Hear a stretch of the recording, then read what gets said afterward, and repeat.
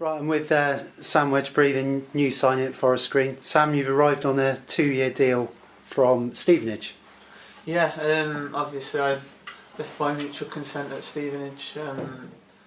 Didn't get probably the game time that I wanted last year, and I wanted to go somewhere where it's going to be a fresh start for me and where the manager matches my ambition. And I think next year, with players that the gaffer's looking to bring in, we can have a good go and be up near the top of the league, definitely. Yeah, you've dropped out from League One to come back into the conference. Obviously, you've got the ambition on a 2-year deal to come back.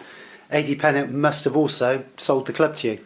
Yeah, he did. He told me everything about where they want to go and what the chairman wants to do and things. And it's a good club. It's a positive club that I think is going places. And like I say, it doesn't bother me dropping out the league. I did it when I was at Macclesfield, and it doesn't really bother me. There's not a great deal of difference between League 2 and this level, and there's a little bit of difference at League 1, obviously the clinicalness, but like I say, it doesn't faze me coming out. I've been here before and I know I can do a good job. Yeah, you're a central midfield player, but what type of central midfield player are you? I'd like to say I'm a little bit of everything. I can do the doggy side of it, where I break play up and just keep it simple. Sorry, and I can also get on the ball and pass it. It just depends what type of game it is. I can do both sides of the game, and pretty much an all-round midfielder. If I have to bomb on, I can bomb on as well. So, I mean, hopefully you can bolster the midfield, because last season that was one of Forest Green's sort of Achilles' heels, the central midfield. So hopefully you can bring something to the team. Yeah, definitely. Like I say, there's already a lot of quality. Yeah, I mean, there's a lot of boys that have played at good levels, and I suppose it's just a case of us making it click, sort of thing, and us all getting together. I think we're going to have a bit of a smaller squad to what there's been over the last few years, but I'd get more quality into it, and why not? I think if we get good pre-season and work hard, the start of the season's crucial, and we can get some points on the board early doors, and then I think we'll be up there, no doubt.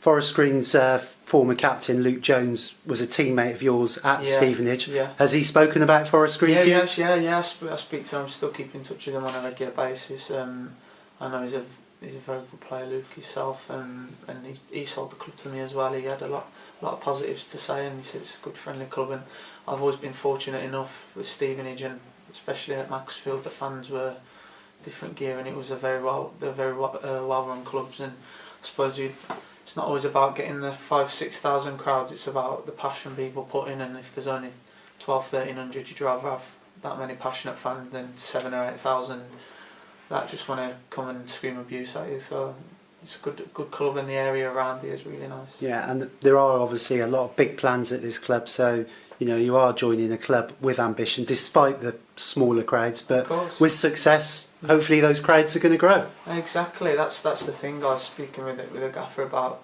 obviously trying to get into the schools and stuff and target that audience, as well as I think we need to get the club a bit more on the map. Like, we've had a talk about that, and why not go and target the schools and get people coming, get a few more bums on seats. That'll be good for the club and for the players, and get more players in. And obviously a bigger crowd, you can attract a lot of better players as well. So you're 25 now, but still a young player, heading into your sort of better years. You've had a lot of experience in those 25 years, starting with Worcester and then the big one to Sheffield United. Yeah, of course. I've had, to be honest, I wouldn't have probably, obviously you want to be at the top for as long as you can, but I probably wouldn't have changed the way I did it. I didn't play for a pro club until I was 16. I did it the Sunday League route, and it's probably made me more thankful of where I am and the years that I've had in the game. I think the stats about people are out of the game by the time they're like 23, and I'm still here. So like I say, there's still a lot to come from me, and I know at this level I've been here and done it before, so I know I'll be a good asset to the club and I'll be a good player. So during your time at Sheffield United, you forged a strong friendship with Kyle Norton. Yeah. I understand he's one of your closest friends. Yeah, I get on with him. I don't really like to speak about it, but I do. Yeah, we get on well, and keep in contact. I've got a few lads that I do. My other friend plays abroad, and there's another lad at Oldham, Conor Brown, that I speak to quite a bit. And